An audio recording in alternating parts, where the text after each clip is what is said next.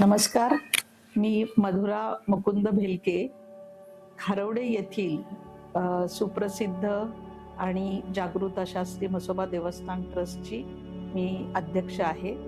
आता सध्या काही गोष्टी आमच्या निदर्शनास आल्या, ज्या रीलद्वारे किंवा इंस्टाग्रामवरती श्री म्हसोबा देवस्थानच्या नावाने दरबार भरवणे, त्याच्या चुकीच्या गोष्टी प्रसारित करणे, या सगळ्या गोष्टी आमच्या निदर्शनास आलेल्या आहेत.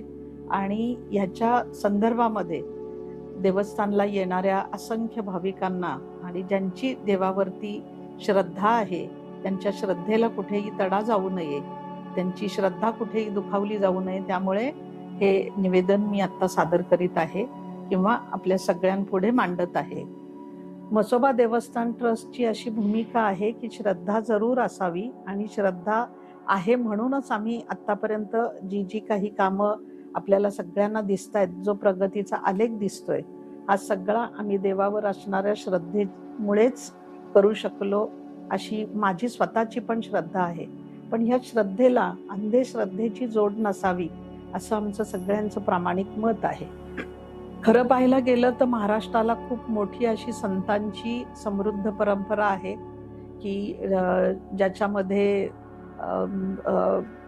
संत ज्ञानदेवांनी आपल्या ज्ञानेश्वरीमध्ये असेल किंवा इतर सगळ्या ग्रंथांमध्ये असेल, अंधश्रद्धेवरती कडक असा त्यांच्या मवाळवाणीतून प्रहार केलाय. आणि आपले जगद्गुरु तुकोबारायांनी तर ह्याच्यावरती आसूडच ओढलेले आहेत.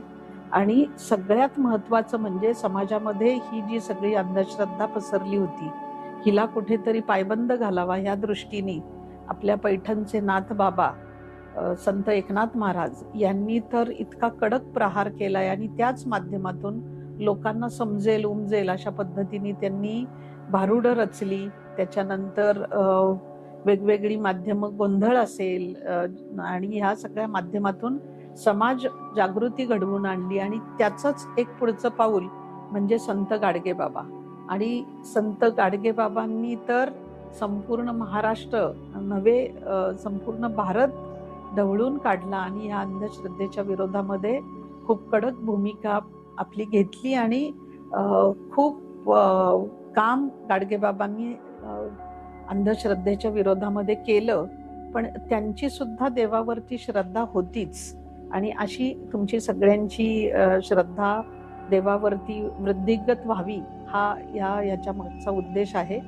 फक्त आपल्याला जर का कोणी देवाच्या नावाखाली पैसे मागत असेल, आम्ही तुमची कामं करून देत असू, तर याचा श्री म्हसोबा देवस्थान ट्रस्टची काहीही संबंध नाही.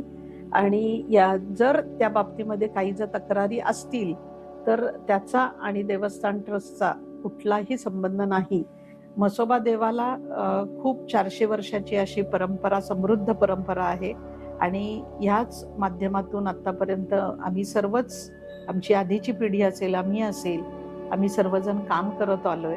आणि आत्ता खूप ठिकाणवरून असे आम्हाला, किंवा जर तुम्ही यूट्यूब पाहिलं, इंस्टाग्राम पाहिलं, तर म्हसोबा देवाच्या नावाने दरबार भरवणे, अंगात येणे, लोकांना चुकीचं मार्गदर्शन करणे, अशा ह्या सगळ्या गोष्टी आमच्या निदर्शनास येत आहेत. आणि ज्या काही आणि त्याच्यामध्ये महत्वाची गोष्ट, देवस्थानचा फोटो वापरला जातोय, त्याच्या प्रतिमा वापरल्या जात आहेत.